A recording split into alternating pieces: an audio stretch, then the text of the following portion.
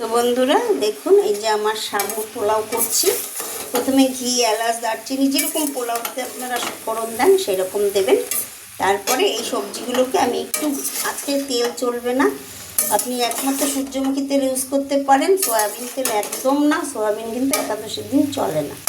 তো এই সবজিগুলোকে আমি এরকম ভেজে নিয়ে আসছি। ভেজে এবার আমি সাবুটা দিয়ে দেবো। এই যে ভিজিয়ে রাখা, এটা আগের দিন রাত্রে সাবুটা ভিজিয়ে রেখেছিলাম। এবার আমি এটা দিয়ে দেবো, দিয়ে সাবুটা ভালো করে মিক্সড করব।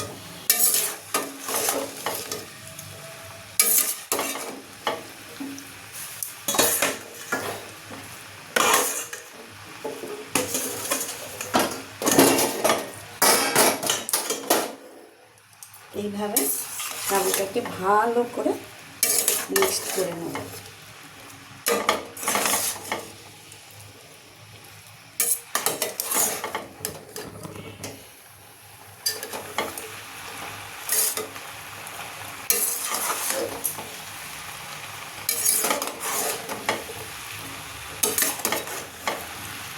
নুন, মিষ্টি, একটু হলুদ দিয়ে দিয়েছি, কাঁচা লঙ্কা, সব কিছু আমার এখানে দেওয়া হয়ে গেছে, শুধু একটু মিক্সড করাবো। এই যে বন্ধুরা সাবু দিয়ে দিচ্ছি, আস্তে আস্তে দিয়ে দিলাম।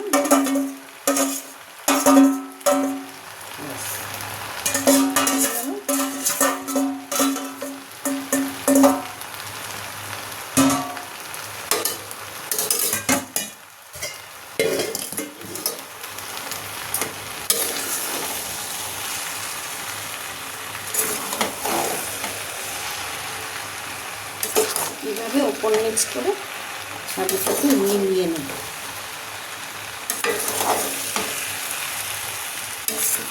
তবে বাদামটা খাওয়া যায়, এর উপর দিয়ে বাদাম ছড়িয়ে দিলে ব্যাস, গরম গরম সাবুর পোলাও ভালোই লাগে। এখানে যেহেতু সবজি দেওয়া আছে, আলাদা করে আর কিছু লাগে না।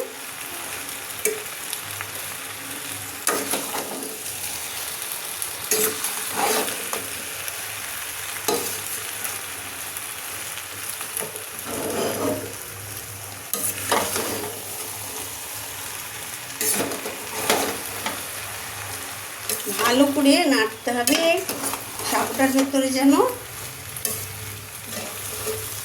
মশলা টশলার গন্ধ টন্ধ যায়, সেই জন্য। তো আমার সাবুর পোলাই মোটামুটি হয়ে এসছে। ওপর থেকে কটা বাদাম ছড়িয়ে দেবো।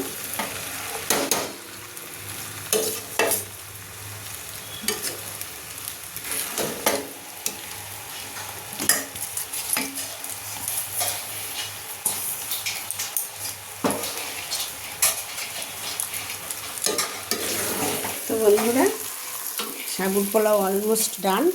আমি এখন এটাকে একটু নিবেদন করে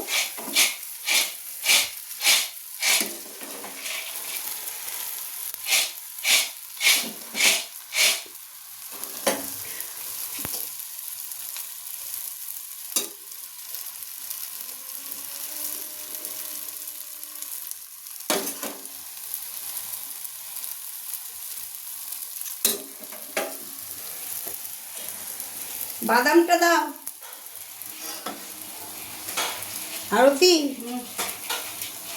বাদাম দাও। তো বন্ধুরা, আমার সাবুর পায়েস, সাবুর পোলাও অলমোস্ট ডান। ওপর থেকে কটা বাদাম দিয়ে দেবো, কুড়মুড়ে হবে দেখতে, খেতেও ভালো লাগবে। ব্যাস, তো আজকে একাদশী প্রসাদ রেডি।